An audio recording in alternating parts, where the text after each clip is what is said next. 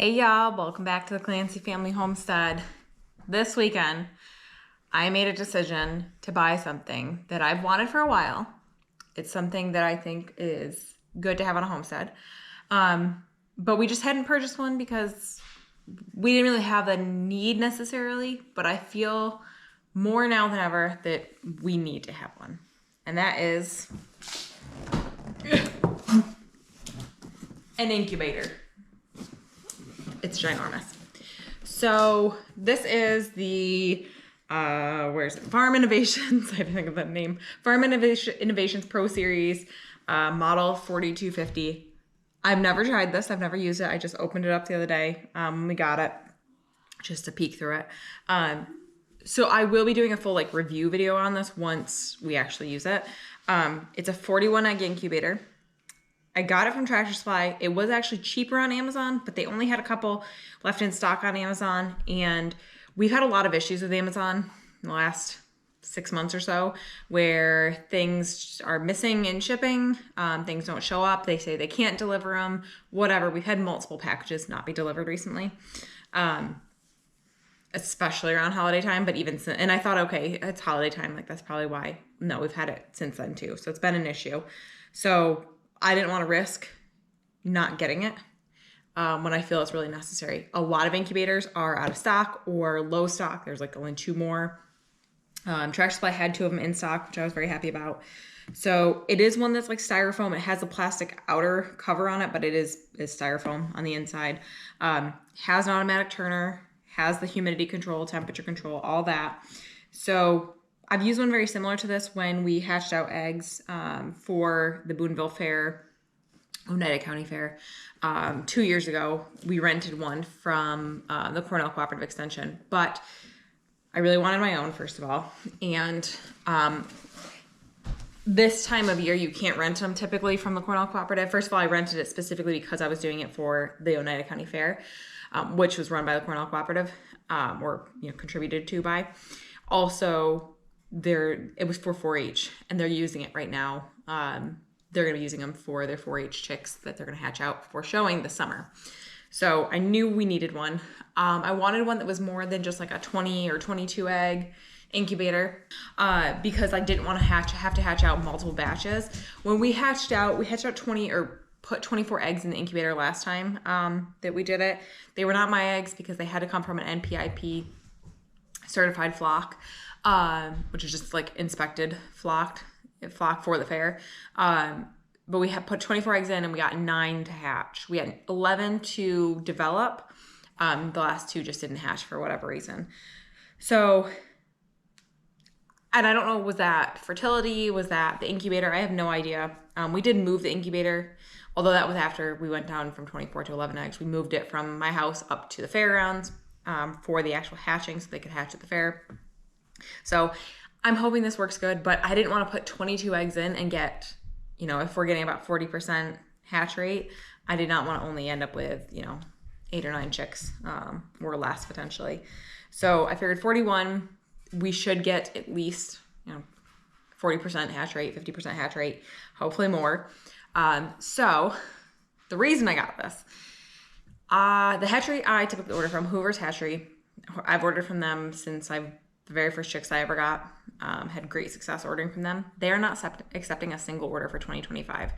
They are fulfilling orders that were already placed prior to 2025. Apparently it's because of a system error with they're changing over computer systems or websites, and they're having issues and can't accept orders.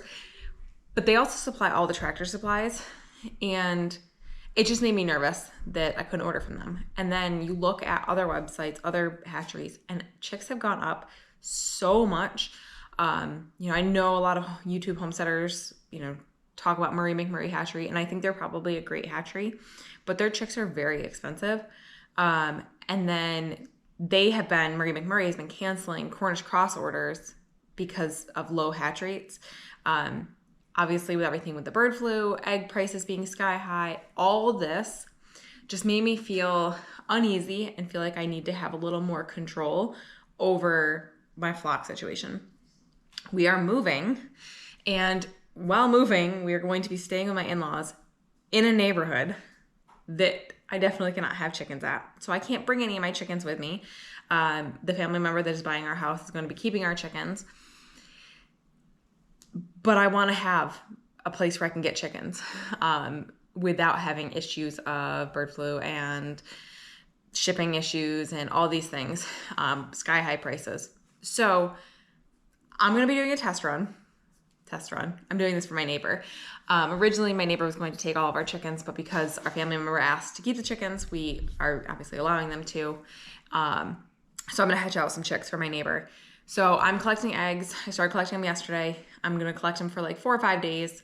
That'll be enough. She wants about 10 chicks, so I'm going to collect at least 24 eggs, maybe a few more, depending on what I get over the next couple days, and we're going to try and see how this works.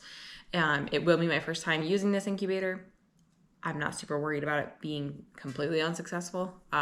So they'll take all the chicks. Obviously, they'll be straight run, but they'll process roosters out if there's an excess of roosters or anything. But I'm going to collect eggs from ours. And then when we are close to moving, so like the week before we plan or we know we're going to close on this, I'm going to collect eggs again. I'm going to keep about 17-ish from our flock, and I'm going to get some, about 24 eggs from a friend who sells hatching eggs. So I can have some mixed genetics in there. We have one rooster. Well, we have 2 roosters now, but we had one rooster who successfully fertilized eggs, and that hen, one of the hens, raised out 6 chicks 2 years ago, 3 hens and 3 roosters. 3 roosters we processed. This past summer, there was another, I think it was actually the same hen who sat on eggs again, hatched out 1 chick. That was a rooster. But all the 3 hens that we've kept and that 1 rooster currently, the 1 additional rooster, those are all from the same genetics. Those are all from the same dad. Obviously, they could be different moms because they sit on eggs. It doesn't matter if it's their eggs or if it's, their neighbor's egg. So the genetics of the hens might be slightly different, but the father is the same. So I want to mix in some other genetics just so we don't end up having issues. But I'd like to continue to be able to hatch out eggs of our own and not worry about supply chain issues and not worry about prices and all that stuff. So I'm going to show you guys the brooder or the incubator.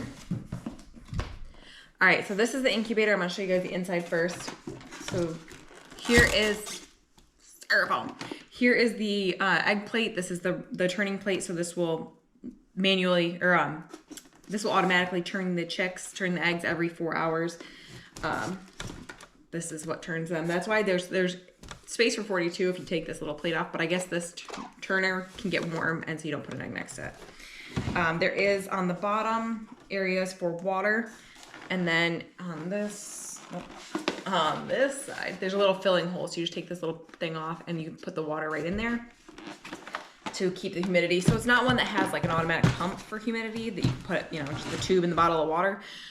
But that's what we had before when I hatched out eggs, and we had no issue keeping the humidity at the right temperature. Here is the top. So here's the temperature control, humidity control, and days to hatch.